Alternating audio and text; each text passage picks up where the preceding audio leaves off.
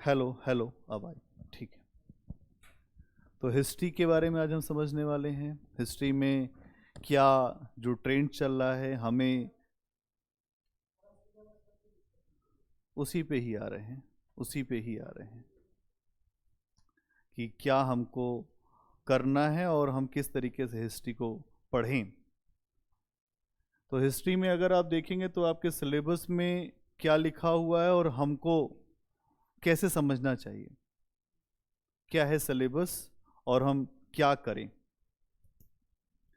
अगर आप देखेंगे तो आपके सिलेबस में तीन बातें जो हैं मुख्यतः हैं।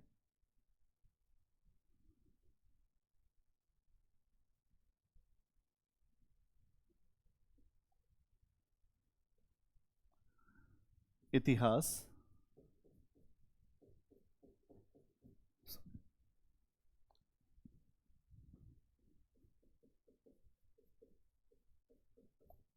आगे इसमें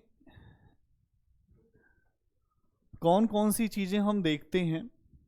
तो आपके सिलेबस में सीधी सी बात लिखी है कि इतिहास, भारत का इतिहास। भारत के इतिहास का मतलब क्या होता है, क्या क्या हम चीजें रखें। तो भारत के इतिहास का मतलब होता है प्राचीन भारत का इतिहास,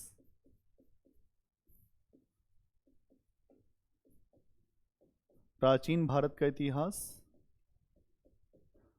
मध्यकालीन भारत का इतिहास,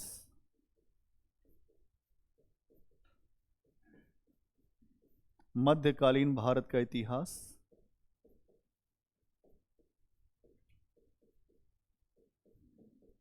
आधुनिक भारत का इतिहास,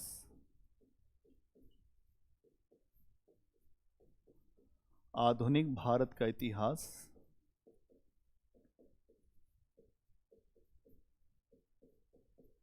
फिर विश्व का इतिहास,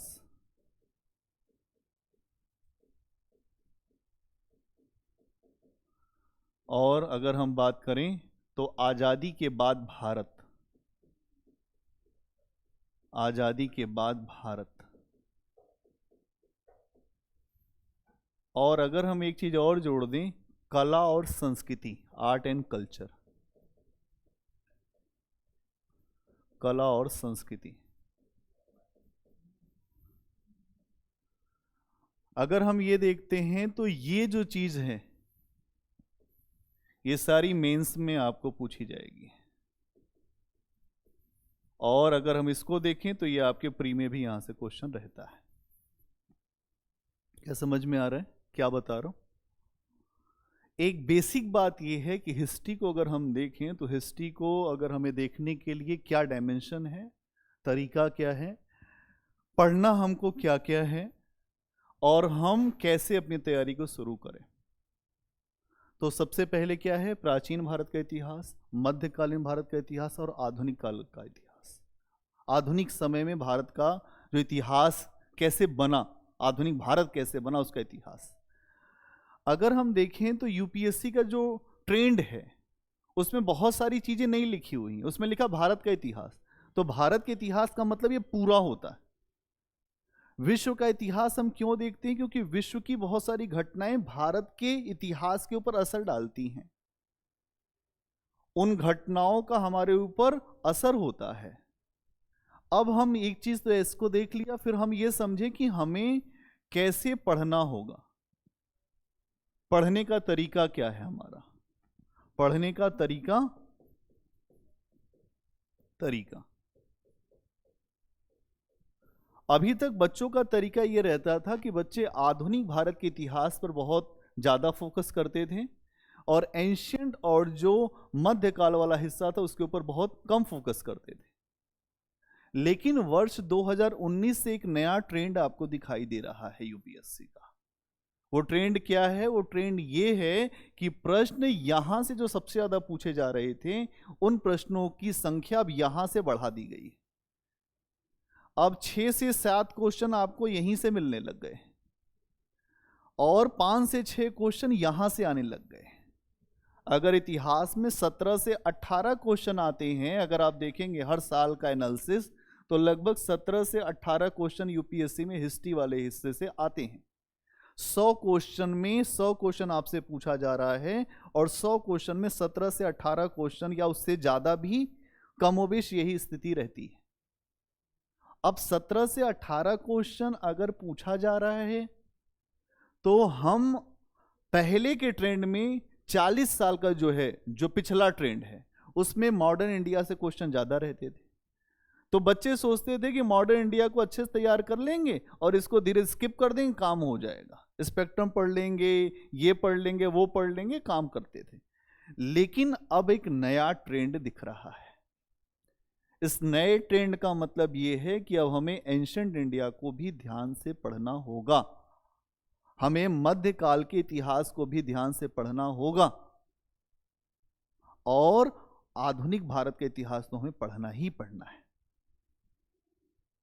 और ये तरीका हमारा कैसे डेवलप होगा, हम उस पर आज एक ओवरऑल डिस्कशन करने वाले हैं। कुछ भी बहुत ज्यादा आपको वो नहीं करेंगे, एक आपको ये बताएंगे कि पढ़ने का तरीका हमारा क्या होना चाहिए। बड़ी बड़ी बातें करने से सिलेक्शन नहीं होगा, सिलेक्शन होगा सही अप्रोच से आगे बढ़ने से। अब हम प्राचीन भारत के इतिहास की बात करें तो हमारी बेस बुक क्या हो?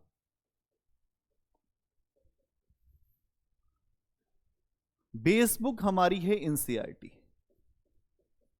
इसके अलावा कोई नहीं। बेस बुक है एनसीईआरटी और एनसीईआरटी में कौन सी? प्राचीन भारत का इतिहास, आरएस शर्मा, ओल्ड वाले लिख रहा हूं। ओल्ड एनसीईआरटी पढ़नी है आपको आरएस शर्मा की, इससे बाहर कुछ नहीं पढ़ना है। और ये बुक कम से कम 3 से 4 बार पढ़नी है।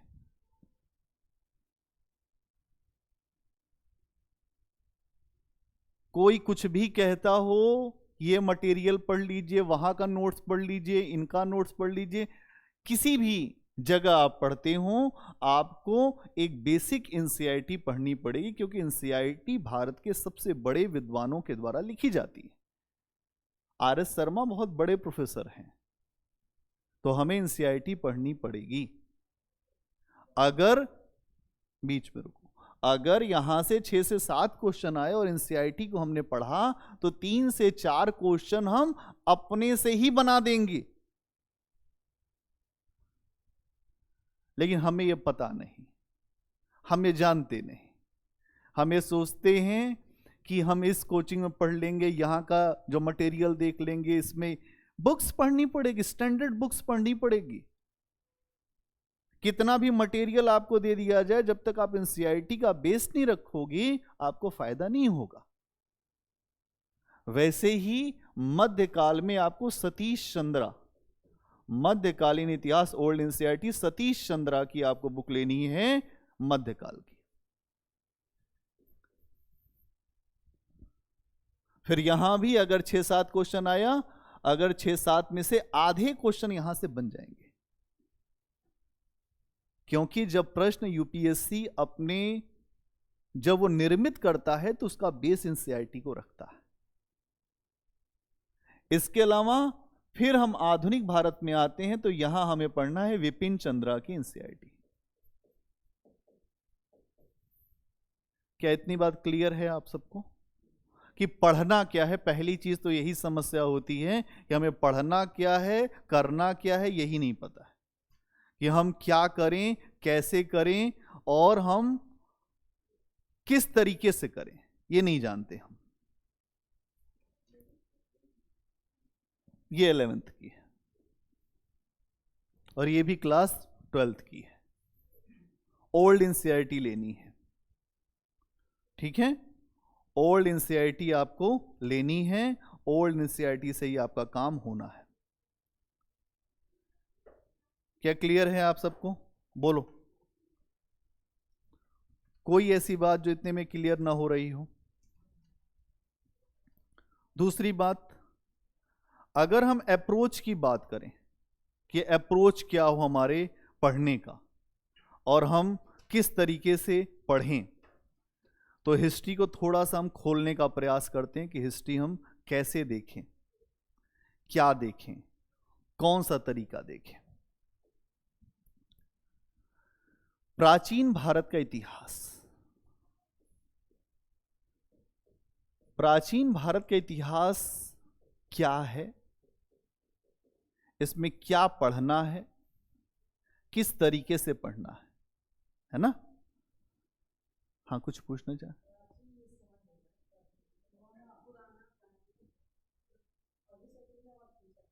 अभी आ रहे हैं, उसी पे आ रहे हैं। प्राचीन भारत का मतलब ये हो गया जब से धरती बनी है, कई करोड़ वर्ष से पहले। अब यहां पे प्राचीन भारत का इतिहास हम कह रहे हैं तो इसमें तीन तरीके की बात आती है। इतिहास में एक इतिहास होता है जिसको कहते हैं आद्य इतिहास, आद्य ऐतिहासिक। एक इतिहास होता है जिसको कहते हैं प्राग इतिहास।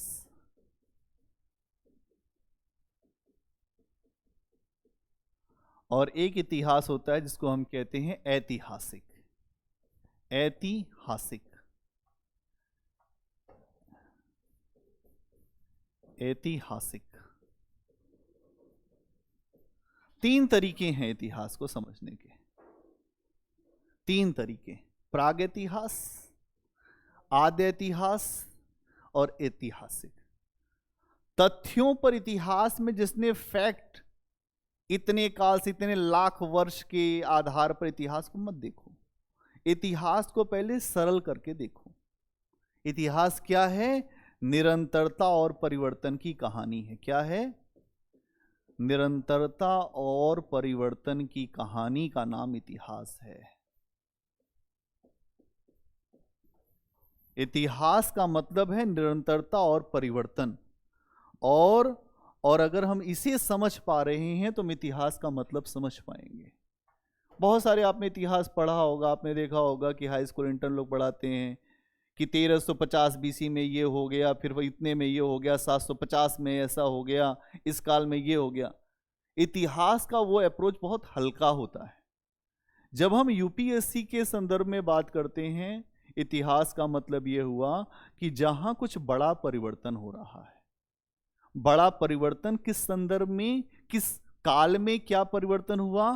तो अगर हम बात करते हैं प्राग इतिहास का मतलब जहां पत्थरों के आधार पर इतिहास लिखा गया, या जो मानव ने पत्थर पे कुछ लिख छोड़ा उसके आधार पर इतिहास लिखा गया, या मानव ने जो गुफाओं में कुछ लिख कर रखा उसके आधार पर, या चित्र बनाए उसके आधार पर इतिहास का जब हम लेखन करते हैं तो उसे कहते हैं प्राग इतिहास। क्या क्लियर है? अगर हम बात करें कि ऐसा इतिहास जिसमें कुछ लिखा तो गया है, कुछ लिखा गया पर पढ़ा नहीं गया,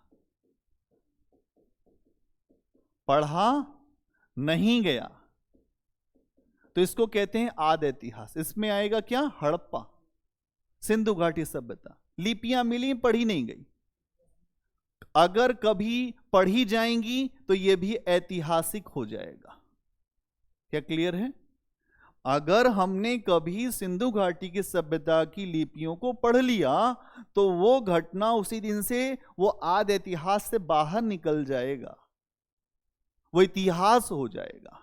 और जब इतिहास हो जाएगा, इतिहास का मतलब क्या है? जिसका लिखित साक्ष्य हो, जिसका लिखित साक्ष्य हो और हमने पढ़ा हो, हमने पढ़ा हो। इसके अलावा इसका पुरातात्विक साक्ष्य भी हो। पुरातात्विक साक्ष्य का मतलब कोई उसके बारे में जो पत्थरों पे या जो शिलाओं पर या गुफाओं पर कुछ जगह उसके बारे में कोई अभिलेख मिले हो, किसी राजा ने कुछ लिखवाया, जैसे अशोक के अभिलेख है ना, स्तंभ। तो जो चीजें हैं उसके आधार पर कोई सूचना मिली तो उसको कहते हैं ऐतिहासिक। बोलो, इतनी बात समझ में आई कि इतिहास क्या होता है, कैसा होता है और हमें किस तरीके से इतिहास को देखना है। क्या इसी तरीके से इतिहास देखते थे हम? ऐसे ही देखते थे कि कुछ और तरीका रखते थे? हम इतिहास को अपने नजरिए से देखते हैं, लेकिन इतिहास आपके नजरिए से नहीं है। इतिहास कुछ अलग है। इतिहास के अलग अलग हिस्से हैं और उन हिस्सों को समझने के लिए हमें कुछ देखना पड़ेगा कि हम कैसे देखें, क्या तरीका देखें। अगर हम बात करें, आपने ये कहा कि इतिहास में क्या है, क्यों इतिहास पढ़ें सर, हमें इतिहास क्यों पढ़ना चाहिए? इतिहास अतीत का अध्ययन करके वर्तमान में जो आपके सामने समस्याएं उनका निदान ढूंढने के लिए इतिहास पढ़ते हैं। एक अधिकारी के लिए इतिहास पढ़ना इसलिए जरूरी है कि वो उन समस्याओं को देख पाए जो अतीत में हुई और जिसके कितने बड़े परिणाम देखे गए। उन परिणामों के आधार पर वर्तमान और अपने भविष्य को सुधारे, इसलिए इतिहास पढ़ते। तो अगर हम बात करते हैं तो इतिहास को समझना क्या है। इतिहास कहते हैं, E.H. कार नाम के एक बड़े इतिहासकार, उन्होंने एक पुस्तक लिखी, इतिहास क्या है। उन्होंने कहा इतिहास वर्तमान में रहकर मानव अतीत का क्रमबद्ध अध्ययन है। क्या इतिहास? वर्तमान में रहकर मानव के अतीत का क्रमबद्ध अध्ययन ही इतिहास है, सीक्वेंस वाइज। इसमें हम क्या क्या देखते हैं? तो कहते हैं समाज देखते हैं, कहते हैं अर्थव्यवस्था देखते हैं, कहते हैं संस्कृति देखते हैं, धर्म देखते हैं, राजनीति देखते हैं, ठीक है, कला और स्थापत्य देखते हैं,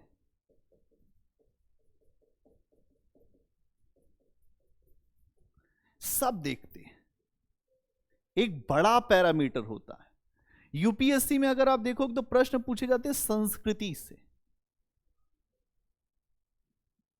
वहां पे राजनीति से कम प्रश्न पूछे जाते हैं कि कौन राजा हुआ, क्या हुआ, ये सब इंटर बीए में चलता है, यूपीएससी में नहीं चलता। यूपीएससी में प्रश्न पूछे जाते हैं जो संस्कृति से, समाज से, अर्थव्यवस्था से जुड़े हों, वहां से प्रश्न पूछे जाने की प्रवृत्ति होती है, वो ट्रेंड होता है। हाँ पूछे।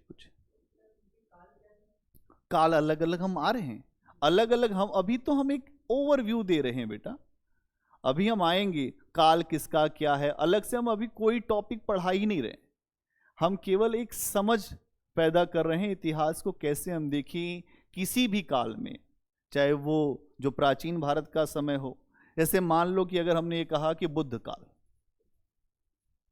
ठीक है, बुद्ध काल का समय है 600 बीसी का। बुद्ध काल को देखना है तो हम किन डायमेंशन पे देखेंगे? बैठो, अर्थव्यवस्था, संस्कृति, धर्म, राजनीति, कला और स्थापत्य। अब हम इस पे धर्म पे ही केवल नहीं देखेंगे। यही तो मैं जानना चाह रहा था कि आप सोच रहे हैं कि केवल धर्म पे देखेंगे। नहीं, हम धर्म पे नहीं देखेंगे। 6ठी शताब्दी ईसा पूर्व में या 6th सेंचुरी बीसी में भारत कैसा था, भारत में क्या क्या हो रहा था। अगर हम बात करें तो तुमको सिंधु घाटी सभ्यता से हम थोड़ा समझाते हैं कि सिंधु घाटी सभ्यता का समय है 2350 बीसी से 1750 बीसी, है ना। इसके बाद आते हैं वैदिक काल पर। वैदिक काल का समय है 1500 बीसी से 1000 बीसी तक, ठीक है। उसके बाद हम आते हैं बुद्ध काल। तो बुद्ध काल का जो समय है वो यहां से जब हम आगे बढ़ते हैं तो 600 बीसी, 600 बीसी का जो काल है वो बुद्ध का काल है। ये सीक्वेंस है। अब चेंज क्या दिखाई देगा तुमको? मैंने इसके पहले बताया कि इतिहास का मतलब क्या है, निरंतरता और परिवर्तन। ये एक नगरीय सभ्यता थी, ये एक नगरीय सभ्यता थी और ये एक ग्रामीण सभ्यता थी। अचानक कैसे एक नगर ग्राम में बदल गया, एक शहर जो गांव हो गया, और फिर धीरे धीरे हमने अपने जीवन में परिवर्तन किया।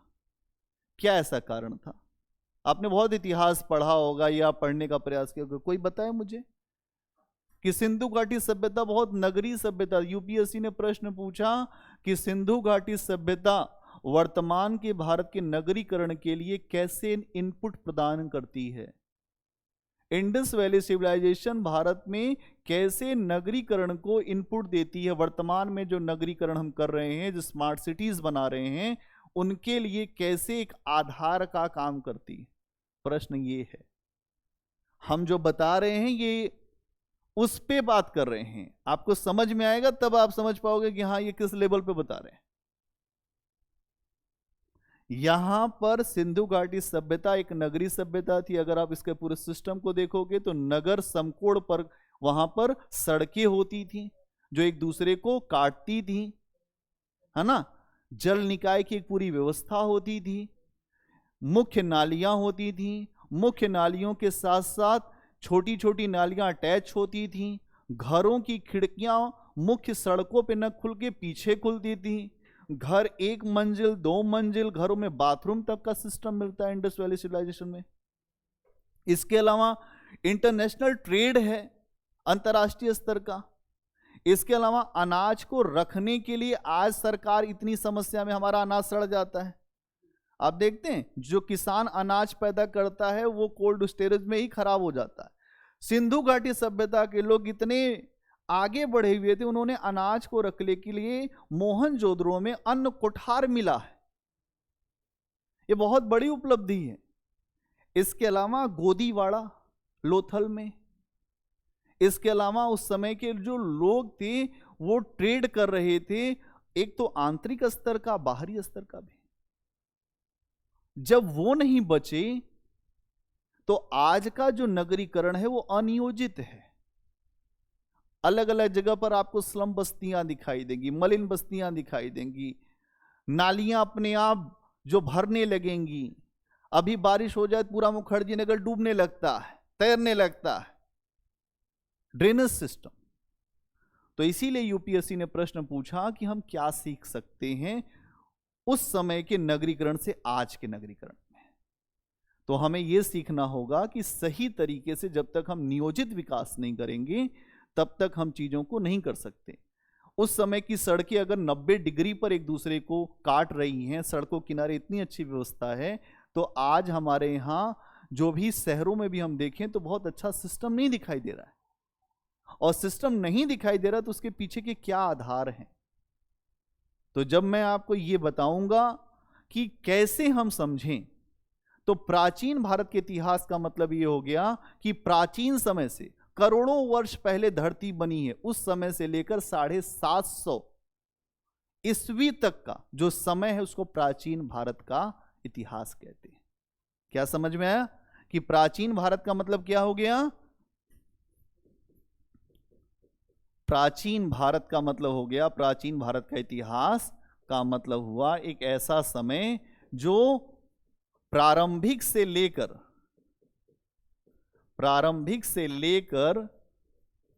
750 ईस्वी का समय, इस काल का अध्ययन करना है।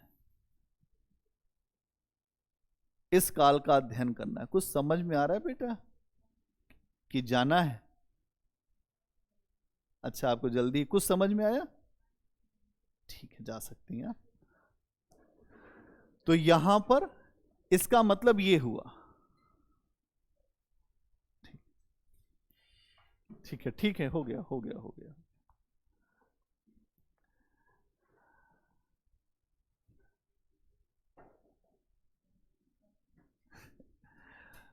इसका मतलब क्या हुआ कि यहां पर जो 750 ईस्वी का समय होता है उसको क्या कहते हैं हम? प्राचीन भारत। अगर हम बात करें इसी में, देखो आज जो समझा रहा हूं ये तुम्हारे लिए बहुत काम की चीज है, इसी से ही तुम्हारा आगे का पूरा बेस बनेगा, है ना। दूसरी चीज मध्यकालीन भारत। मध्यकालीन भारत का इतिहास। मध्यकालीन भारत का इतिहास, इसका समय क्या है? 750 से लेकर 1707, 750 ईस्वी से लेकर 1707 ईस्वी का जो समय है उसे हम कहते हैं मध्यकालीन इतिहास, मतलब औरंगजेब की मृत्यु तक। औरंगजेब की मृत्यु कब हुई? 1707 में। और यहां पे 750 का मतलब यह है सामंतवाद का काल, सामंतवाद काल या राजपूत काल कह सकते हो। ठीक है, क्या क्लियर है? और फिर आधुनिक भारत का मतलब हम कहें, इसके बाद आता है आधुनिक भारत।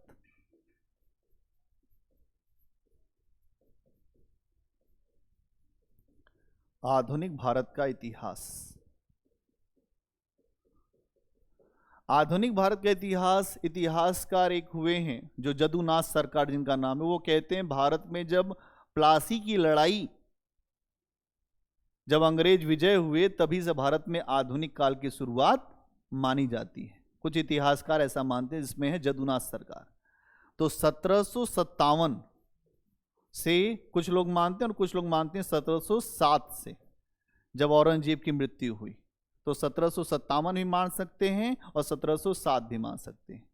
ये 1947 तक, यह है आधुनिक भारत का इतिहास।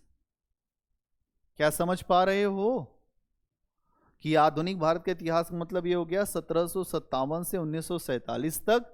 और अगर हम आजादी के बाद के भारत की बात करें, आजादी के बाद भारत का इतिहास, तो 1947 से आज तक, या कुछ लोग कहते हैं 1991 तक का जो भारत का इतिहास है, उसको देखना। ठीक है,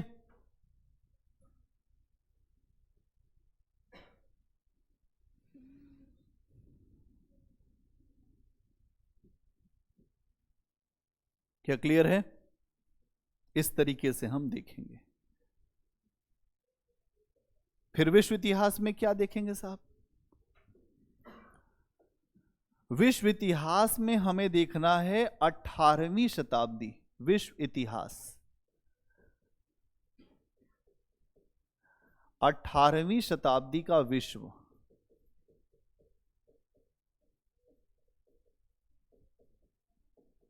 अठारहवीं शताब्दी का विश्व, जिसकी प्रमुख घटनाएं जैसे औद्योगिक क्रांति, ठीक है, औद्योगिक क्रांति देखेंगे, मार्क्सवाद, ठीक है, हाँ, राष्ट्रीय सीमाओं का पुनः सीमांकन का मतलब ये हो गया, राष्ट्र की सीमाओं का, इसका मतलब ये हो गया कि अलग अलग समय में जब विश्व युद्ध लड़ा गया था, तो कुछ देशों की सीमाएं, जब विश्व युद्ध जब समाप्त हुआ, तो देश की सीमाएं मान लो इस जगह थी, उस सीमाओं को इधर कर दिया गया, तो पुनः इस राष्ट्र का सीमांकन हुआ।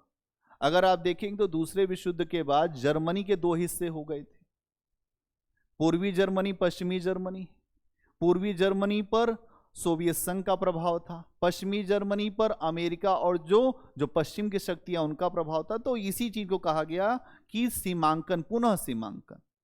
सीमाएं तो थी बनी हुई, लेकिन फिर से सीमाओं को निर्मित किया गया, बनाया गया, कुछ नए देश बनाए गए।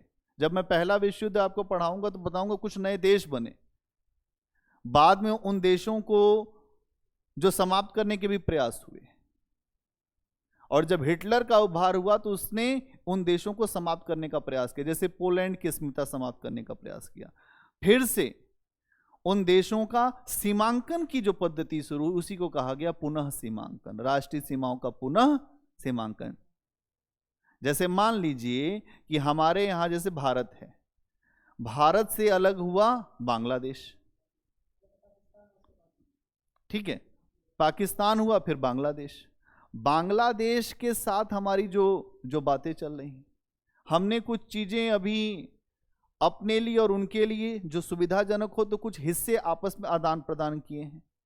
ये क्या है? एक तरह का जो सीमांकन है वो आम सहमति से सीमांकन किया गया कि हम आपसी सहमति से अपने हिस्सों को एक दूसरे को आदान प्रदान करते हैं।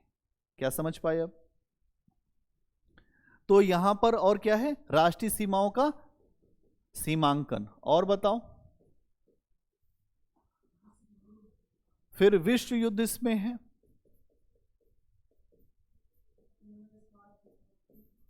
उपनिवेशवाद यहां पर आपको देखना है कि उपनिवेशवाद क्या होता है। राजनीतिक दर्शन। इसका मतलब क्या है? एक तरफ साम्यवाद और एक तरफ पूंजीवाद है। साम्यवाद, समाजवाद, ये एक्सट्रीम अवस्था है, और यहां पे पूंजीवाद। अगर हम बात करें तो उपनिवेशवाद का मतलब क्या है कि अगर कोई देश जब किसी दूसरे देश को अपने अधिकार में लेता है और अपने तरीके से जो शोषण करता है, लाभ उठाता है, तो उपनिवेशवाद भी समय 18वीं शताब्दी में आप देखेंगे कि विश्व के, यूरोप के अधिकतर देश विश्व के अलग अलग हिस्सों में पहुंचे और उन्होंने उन देशों की आज़ादी को छीन लिया और अपने लिए उन देशों का शोषण करना शुरू किया। तो हमें विश्व इतिहास में भी बहुत सारी चीज़ों का अध्ययन करना है। अगर हम इस राजनीतिक दर्शन की बात कर रहे हैं तो यूरोप के देशों में एक आधार आपको दिखाई देगा, पूंजीवाद। पूंजीवाद का मतलब क्या है कि सब कुछ जो व्यापार है वो मुक्त छोड़ दो, व्यापार को कोई बाधा मत पहुंचाओ, व्यापार मुक्त होना चाहिए। लेकिन जो मार्क्सवाद है या जो साम्यवाद है, वहां पर राज्य व्यापार को नियंत्रित करेगा, कंट्रोल करेगा। क्यों? क्योंकि वहां यह मानना है कि हमको सबको बराबरी में देना है। पूंजीवाद में कोई बराबरी नहीं होती, पूंजीवाद में व्यापारियों का हित होता है। इसीलिए एडम स्मिथ नाम का बड़ा अर्थशास्त्री हुआ, उसने कहा बाजार को मुक्त छोड़ो, बाजार मुक्त होना चाहिए, बाजार में कोई भी बाधा नहीं होनी चाहिए। क्या क्लियर है?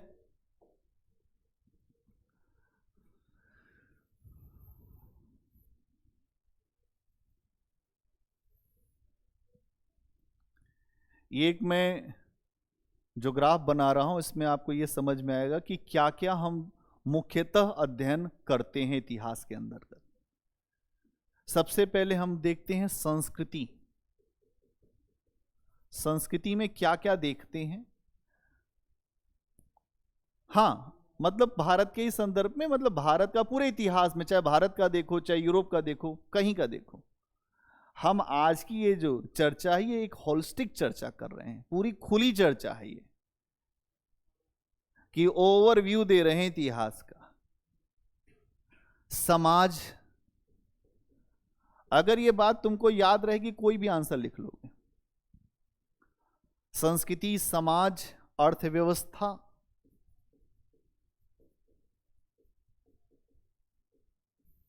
अर्थव्यवस्था और राजनीति।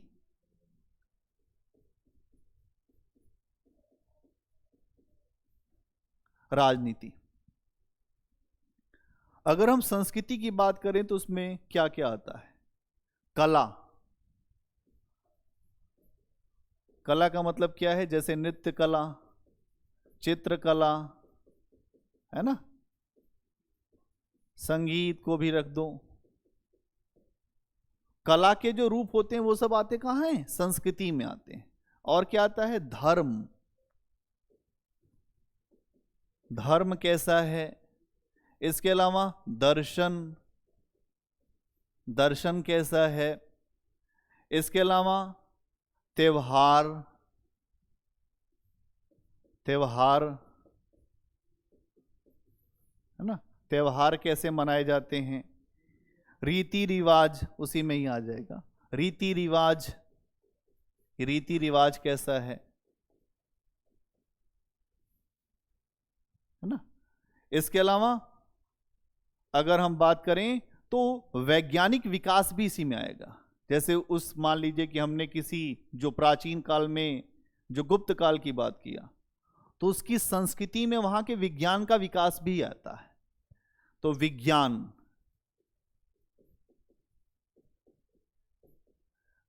का विकास,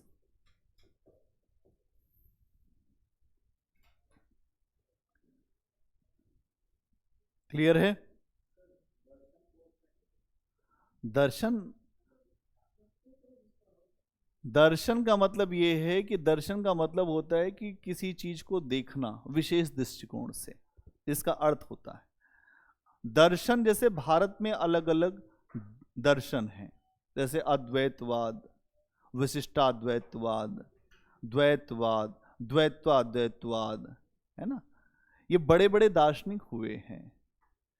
दर्शन क्या होता है? दर्शन जैसे किसी खास जो धर्म है, मूल्य है, उसके अंदर की आत्मा, मूल।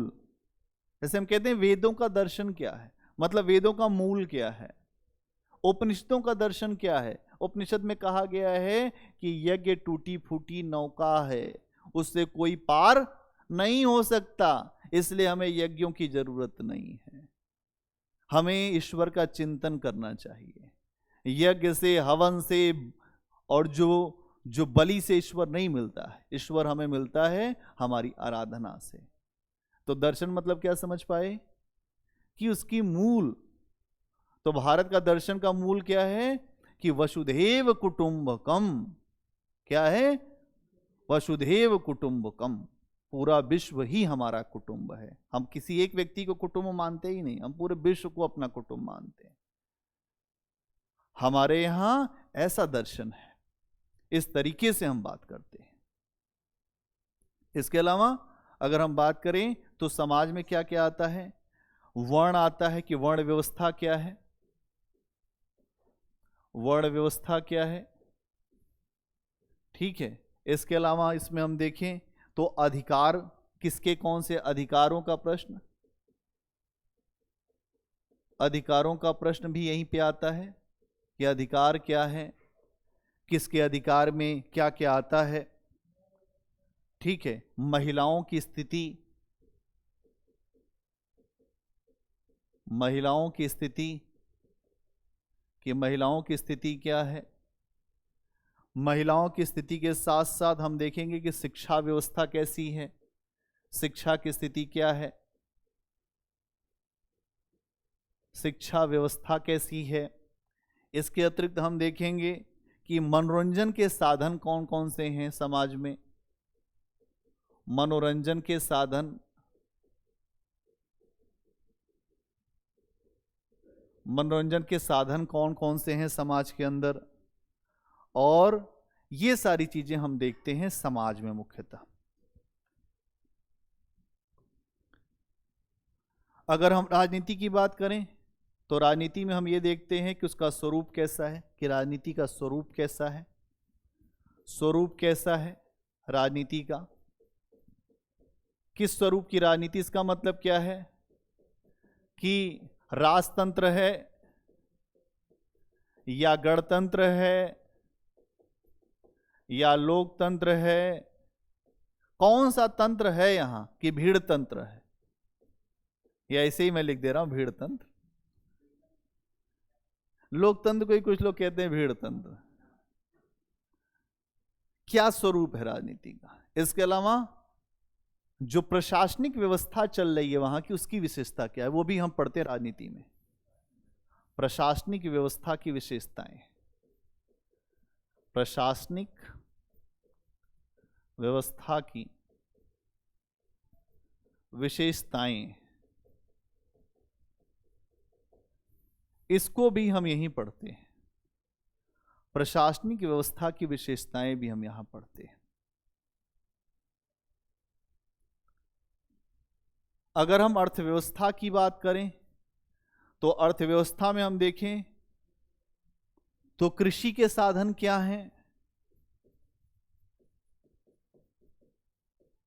कि जो कृषि के साधन क्या हैं इसे देखते हैं, या कृषि का रूप क्या है, व्यापार वाणिज्य का स्तर क्या है? व्यापार वाणिज्य का स्तर क्या है ये देखते हैं। इसके अलावा हम ये देखते हैं कि उत्पादन कैसा हो रहा है, वहाँ का प्रोडक्शन सिस्टम कैसा है, उत्पादन का या उत्पादन की व्यवस्था हम कह सकते हैं, उत्पादन की व्यवस्था कैसी है। इसके अलावा हम देखते हैं कि उत्पादन की व्यवस्था जब होगी तो उद्योग भी होंगे, कोई ना कोई इंडस्ट्री का सिस्टम कैसा है, उद्योग का आधार कैसा है, आधार कैसा, उद्योग कैसे चल रहे हैं उनका आधार कैसा है। और अगर उद्योग बढ़ेगा तो नगरीकरण भी होगा, पैसा होगा तभी तो पक्का घर बनाओगे। पक्का घर वैसे आदमी नहीं बना सकता जिसके पास ना पैसा हो, पक्का घर वही बनाता है बढ़िया संगमरमर लगा जिसके पास पैसा हो। तो नगरीकरण भी होना चाहिए, नगरीकरण ये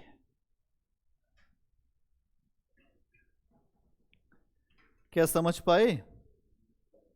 ये है हमारे इतिहास को लेकर एक नजरिया।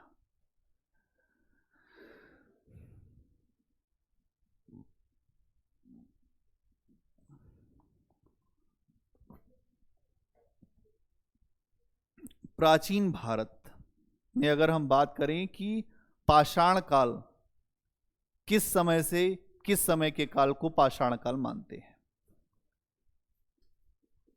पाषाण काल, पाषाण काल का मतलब, पाषाण मतलब पत्थर होता है भैया, आसान कर दो। पत्थर काल ऐसे समझो, पत्थर काल कि जहां पर पत्थरों के माध्यम से इतिहास लिखा गया। अगर हम वैश्विक संदर्भ में देखें तो पूरी दुनिया में जो पाषाण काल का समय है वो 20 लाख ईसा पूर्व से लेकर 3000 बीसी का समय पूरे विश्व में माना गया है पाषाण काल का, जहां पत्थर ही महत्वपूर्ण थे। तो 30 लाख, यहां पर देखें 20 लाख आ रहे हैं, कहें धीरे धीरे मना, 20 लाख बीसी से 3000 बीसी का समय जो है ये वैश्विक है। पूरे विश्व में ये समय माना गया है वैश्विक आधार पर, वैश्विक आधार पर कि ये पाषाण काल है। अगर भारत के आधार पे बात करें तो भारत के आधार पे हम देखते हैं पाषाण काल 5 लाख ईसा पूर्व से जो समय है उसको माना जाता है कि 5 लाख ईसा पूर्व से लेकर अगर हम देखें तो 3000 बीसी के समय को पाषाण काल कहते हैं। 3000 बीसी के समय को पाषाण काल कहते हैं। इसी को प्राग इतिहास भी कहते हैं, प्राग इतिहास। क्या कहते हैं?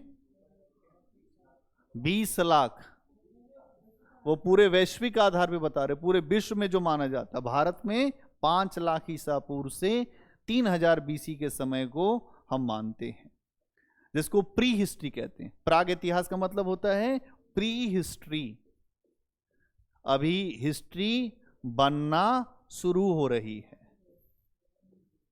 प्री हिस्ट्री इसे कहते हैं।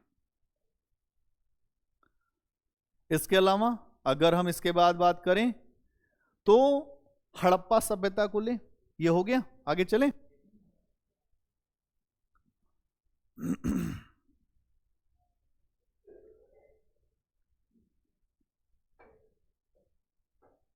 कुछ समझ में आ रहा है निधि?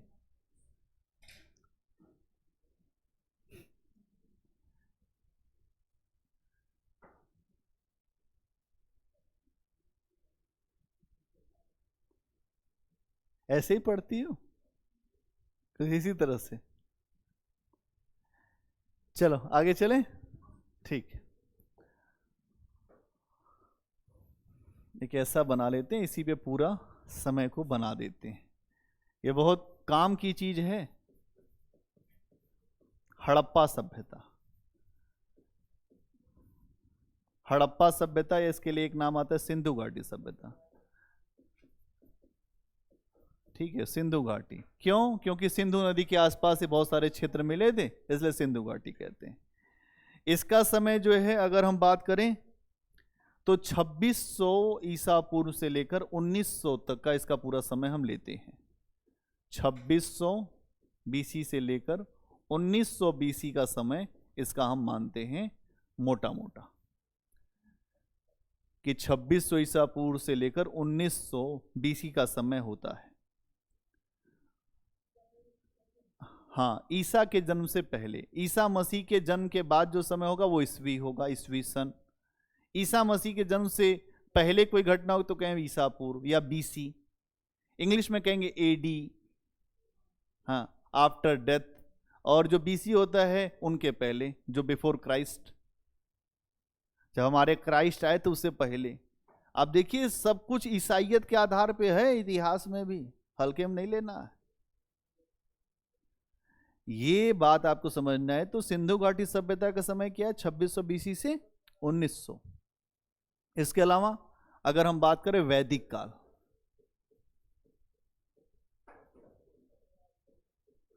वैदिक काल, अगर हम वैदिक काल को देखें तो वैदिक काल का समय क्या है? यहां पर 1500 से जो मोटा मोटा है 1500 से 1000 है ना, 1000 ईसा पूर्व, ये समय है बेसिकली पूर्व वैदिक काल का।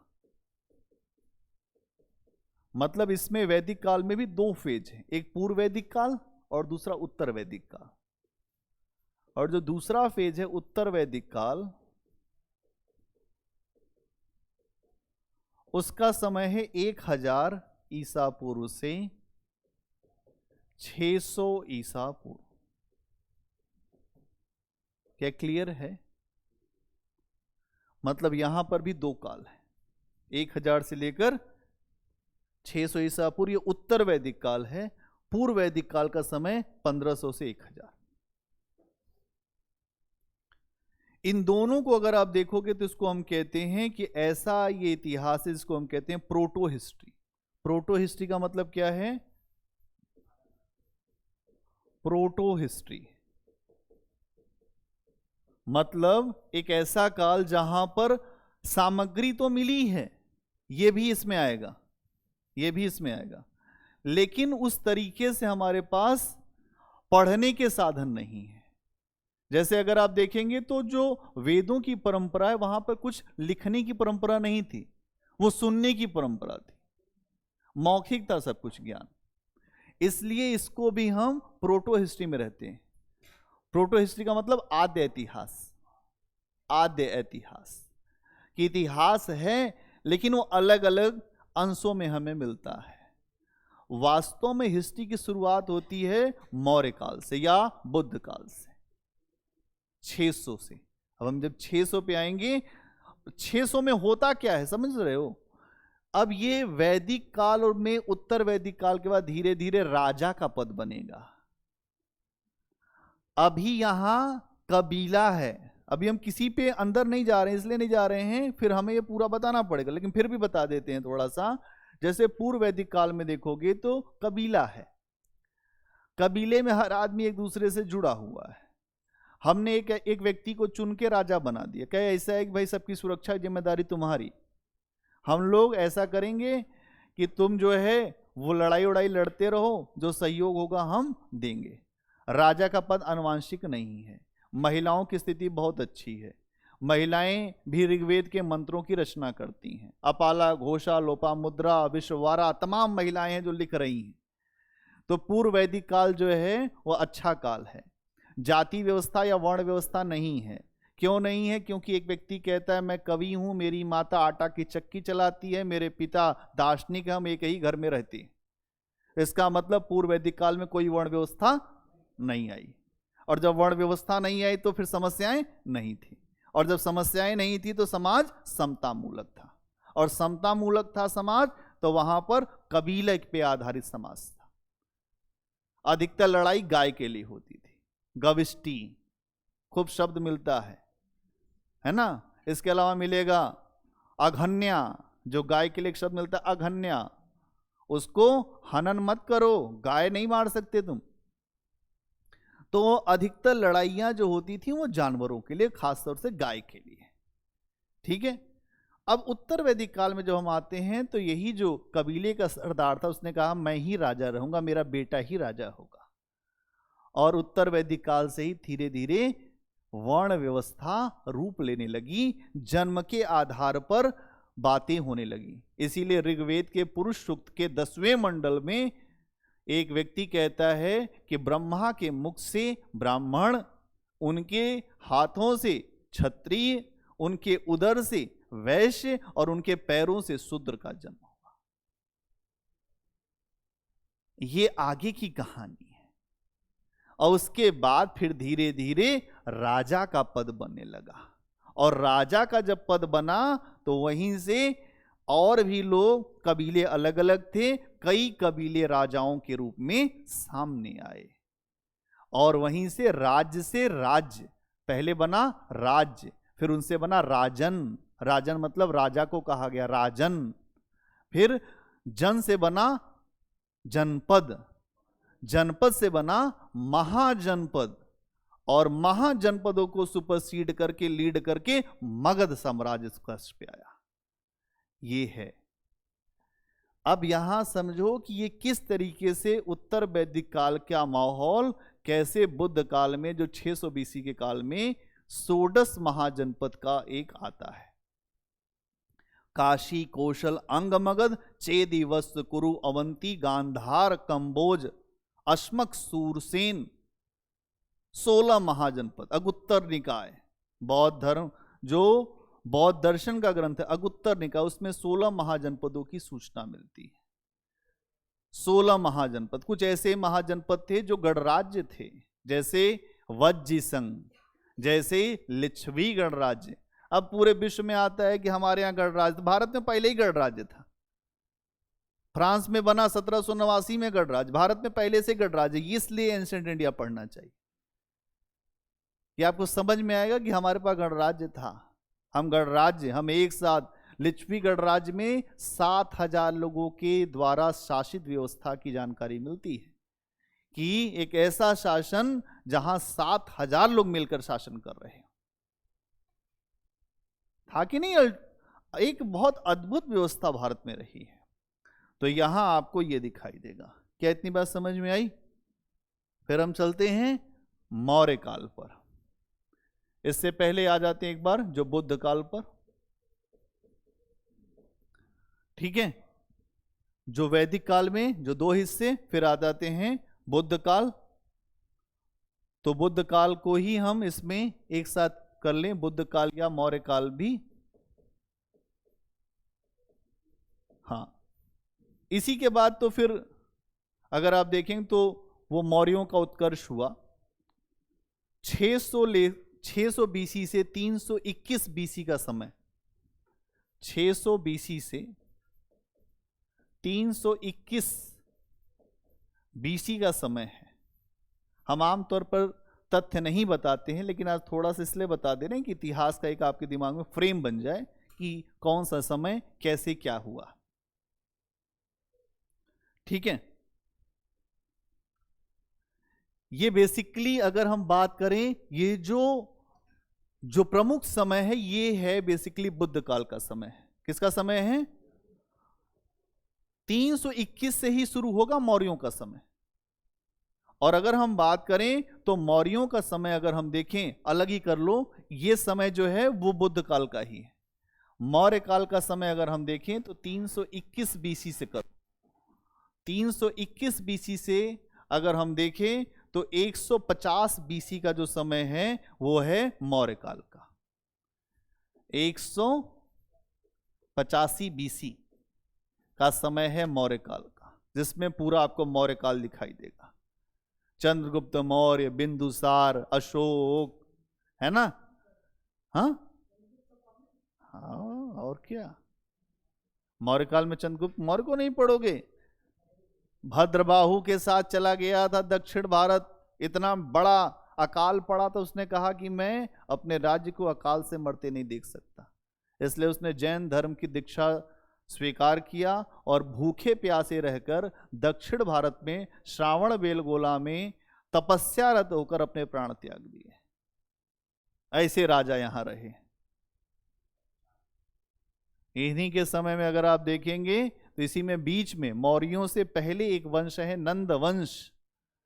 नंद वंश में खूब तुम लोग कहानी सुने होगे, नंद वंश की कहानी। वहां उसमें एक शासक था महापद्मनंद, और उसके यहाँ एक और शासक हुआ धननंद या धनानंद। हाँ, जो भी है, धनानंद घनानंद जो भी है। तो ऐसा मानते हैं कि जो महापद्मनंद था वो बहुत शक्तिशाली शासक था, लेकिन एक बार जो है उसी के ही राज्य में जो घनानंद था उसने अपमान कर दिया था चाणक्य का। और जब अपमान किया उसी समय चाणक्य ने अपनी चोटी बांधा और कहा जब तक नंद वंश का समूल नाश नहीं कर दूंगा तब तक आऊंगा नहीं, चोटी नहीं खोलूंगा अपनी। तो संस्कृत में एक श्लोक आता है, महानंदी तशुद्रा गर्भोदव अति लभो अति बलो पद्मनामः नंद, कि एक महाशक्तिशाली शासक है जो नंदों में, जिसने अपने समय में सबको जीत रखा था। ठीक है। और अगर आप देखें तो बाद में इसी नंद वंश के शासकों को हटाकर मौर्य स्थापित हुए। और कौन स्थापित हुआ? चंद्रगुप्त मौर्य। कहते हैं कि जब चाणक्य जंगल में घूम रहा था तो चंद्रगुप्त मौर्य, जो मौर्य वंश से जुड़ा हुआ था, एक जगह बच्चों के साथ खेल रहा था, खेल जहां वो राजा के रूप में बना था। और यही बात चाणक्य को भा गई कि अभी से ही राजा बन रहा है। और फिर उसके बाद उसकी शिक्षा दीक्षा देकर उसे एक सत्ता को देने का कार्य करता है चाणक्य। ठीक है। तो ये हो गया मौर्य काल।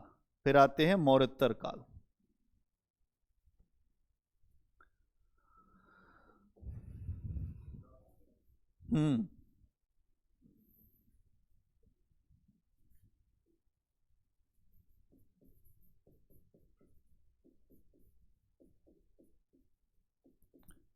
मौर्योत्तर काल मतलब मौर्यों के बाद का काल। अगर हम देखें तो ये समय क्या है? 200 जो बीसी से लेकर 300 ईस्वी का समय है। 200 बीसी से लेकर 300 ईस्वी मतलब ये ईस्वी तक जाएगा। ईस्वी का मतलब वही है ईसा मसीह के जन्म के बाद। एडी कर दो, नहीं समझ में आया एडी कर लो, एडी। और फिर आता है गुप्त काल। इसके बाद फिर क्या आता है? गुप्त काल।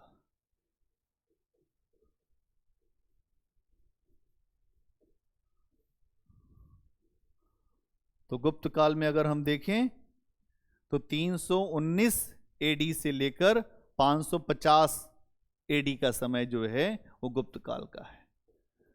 हाँ, 319 से 550 एडी का समय जो है वो आपको गुप्त काल का दिखाई देगा। 319 से 550। फिर उसके बाद अगर हम देखते हैं गुप्तोत्तर काल मतलब गुप्तों के बाद का काल, गुप्तोत्तर काल। और इसमें अगर हम देखें तो यहां हम देखते हैं 550 एडी से लेकर 750 तक। 550 से 750 एडी। और यहीं फिर हम देखते हैं सामंतवाद का काल शुरू हो जाता है। इसके बाद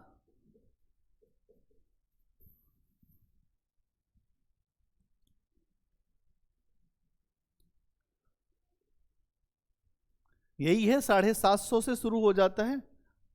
अभी हम एंशियंट पे बात हमने ये किया, ये पूरा फ्रेम हमने एंशियंट का बनाया है।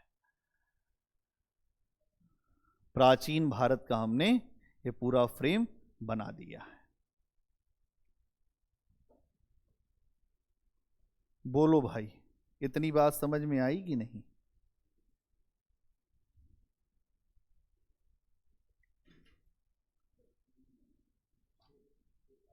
ठीक। 6 बातें हमने बताई इसमें, लगभग 6 क्या, अगर आप 8 है टोटल, 8 हैं, 8 हैं टोटल। पाषाण काल में जो 2 हिस्से कर दो तो 8 हो जाएंगे, है ना, एक विश्व के संदर्भ में, एक जो भारत के संदर्भ में। ठीक है,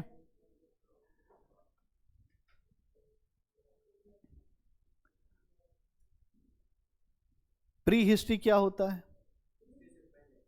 प्री हिस्ट्री होता क्या है, अभी मैंने बताया था, बताओ क्या होता है? ऐसा काल जिसको कहते हैं प्राग इतिहास, मतलब जो 20 लाख ईसा पूर्व से लेकर 3000 बीसी का कालखंड, इसे जानने समझने के लिए हमारे पास कोई लिखित साक्ष्य नहीं है, और इसके लिए केवल हमारे पास एक ही अभिलेख है जिसको कहते हैं पुरातात्विक साक्ष्य, जिसमें कोई जीवाश्म मिल जाए, किसी की हड्डी मिल जाए, किसी का चमड़ा मिल जाए, किसी कुछ मिल जाए, क्योंकि हड्डियों में भी होता है कार्बन, कार्बन से ही हम समझते हैं, हम सब में कार्बन है, तो हम उससे समझ पाते हैं कि कितना कार्बन डेटिंग के आधार पे कितना समय पुराना ये है। इसके अलावा पत्थर के औजार मिल जाए, छुरा मिल जाए कोई पत्थर का, कोई फेंकने वाला कुछ मिल जाए, तो पत्थर के औजारों के माध्यम से। इसके अलावा कोई मिट्टी के बर्तन मिल जाए जिसमें वो लोग खाना खाते हैं, उससे भी हम लोग जानकारी निकाल सकते हैं कि इसमें कितनी पुरानी मिट्टी के जो प्रयोग किए गए हैं। और फिर हड्डियां, इनके सहारे जो हम इतिहास को जानते हैं उसको क्या कहते हैं? प्री हिस्ट्री या प्राक इतिहास। क्लियर है? दूसरा आद्य इतिहास, आद्य इतिहास को क्या कहते हैं? Proto history. क्या कहते हैं? Proto history. लगभग 3000 जो बीसी से लेकर 600 बीसी का काल है, जिसको आद्य इतिहास के काल में हम रखते हैं। मतलब 3000 बीसी से अगर हम देखें तो 600 बीसी, मतलब बुद्ध के काल तक का जो समय है वह आद्य इतिहास में रखा जाएगा। इस कालखंड में हमें लिखित सामग्री तो मिल गई, लेकिन ये अभी तक हम पढ़ नहीं पाए अच्छे तरीके से, इसलिए हम इसको कहते हैं प्रोटो, पढ़ नहीं पाए हैं। अतः इसे भी हमें पुरातत्व, मतलब जीवाश्म, पत्थर के औजार, मृदभांड और हड्डियों के माध्यम से इसका भी इतिहास देखना पड़ता है। उदाहरण के लिए सिंधु घाटी सभ्यता, हाँ हर चीज मिल गया लेकिन अभी हम समझ नहीं पाए। इतिहास, इतिहास ऐसा कालखंड जो 600 बीसी के बाद के आगे का कालखंड है। इसमें हमारे पास जो लिखित इतिहास में मिलता है और हम इसे पढ़ भी सके, पढ़ चुके हैं, इसलिए हम इसे कहते हैं इतिहास। लिखित सामग्री मिलना जरूरी नहीं है, पढ़ा जाना भी जरूरी है। इतिहास वही कालखंड होता है। संस्कृति का क्या मतलब होता है? कोई बताए मुझे, संस्कृति मतलब क्या होता है? हाँ, मतलब अगर हम बात करें तो किसी देश विशेष का ऐसा जीवन शैली, या किसी देश या किसी विशेष स्थान की ऐसी जीवन शैली, रहन सहन, उसे हम संस्कृति कहते हैं। मतलब देश विशेष के लोगों के रहन सहन की शैली, जीवन शैली को हम संस्कृति कहते हैं। इसके तहत कला के रूप, कैसे उनके शौक हैं, कैसा उनका दर्शन है, कैसा उनका धर्म है, कैसा उनका साहित्य है, कैसे वो खाते पीते हैं, कैसे कपड़े पहनते हैं, किस तरह के कपड़े पहनने में उनको शौक लगता है, आभूषण पहनते हैं क्या, रीति रिवाज क्या है, शादी विवाह, अंत्येष्टि के प्रकार, कैसे मृतकों को दफनाते हैं, व्यवहार कैसे करते हैं एक दूसरे का। अच्छा, संस्कृति का निर्माण एक दिन में नहीं होता, कई 100 पीढ़ियां लग जाती हैं। मतलब इसका निर्माण विभिन्न पीढ़ियों के सामूहिक योगदान से होता है। कई पीढ़ियां मिलकर एक संस्कृति का निर्माण करती हैं। इसके लिए एक बड़ा लंबा कालखंड लगता है। बड़े लंबे कालखंड में संस्कृति बनती है। और अगर हम देखें, संस्कृति हमेशा सदैव रूप से चलती रहती है, विकसित होती रहती है। इसलिए कभी संस्कृति का विनाश नहीं होता। जैसे अगर हम बात करें तो हमारी संस्कृति का हिस्सा था सिंदूर लगाना। ये सिंधु घाटी सभ्यता से महिलाएं सिंदूर लगा रही हैं, आज तक लग रहा। उस समय मातृ देवी की पूजा होती थी, उस समय शिव की पूजा होती थी, तो ये संस्कृति का हिस्सा है कि नहीं? तो आज भी हम इसको अपने जीवन में प्रयोग कर रहे हैं। सभ्यता, जब संस्कृति अपने नगरीकरण या उसमें मानक चीजें आने लगती हैं, संस्कृति में अर्थव्यवस्था बहुत अच्छी होने लगे, नगरीकरण होने लगे, व्यापार वाणिज्य बहुत अच्छा हो, उद्योग धंधे बहुत अच्छे चल रहे हों, तब उस अवस्था में जो विकास होता है, जो चीजें बढ़ती हैं, जो डेवलपमेंट होता है, उसको कहते हैं सभ्यता। क्या कहते हैं? सभ्यता। मानव सभ्यता उसको कह सकता है जब वहां पर तकनीक का प्रयोग हो रहा हो, टेक्निक्स का इस्तेमाल हो रहा हो, आर्थिक पक्ष बड़ा मजबूत हो गया हो, आंतरिक व्यापार होते हो, बाहरी व्यापार होते हो, नगरीकरण हो रहा हो, इसके अलावा मानव समृद्धि की अवस्था को प्राप्त हो, भौतिक जीवन, हर घर में एसी लगा हो, वो सारी व्यवस्थाएं लगी हों, तो उसे हम कहते हैं सभ्यता। नगरीकरण का आवश्यक हिस्सा होता है सभ्यता। मतलब अगर कहीं नगरीकरण होगा तो इसका मतलब वहां सभ्यता कोई जन्म ले रही है, सभ्यता का विकास हो रहा है। क्या क्लियर है? तो आज के लिए यहीं रुकिए, फिर हम मिलेंगे कल, और कल थोड़ा समय से आइए सभी लोग।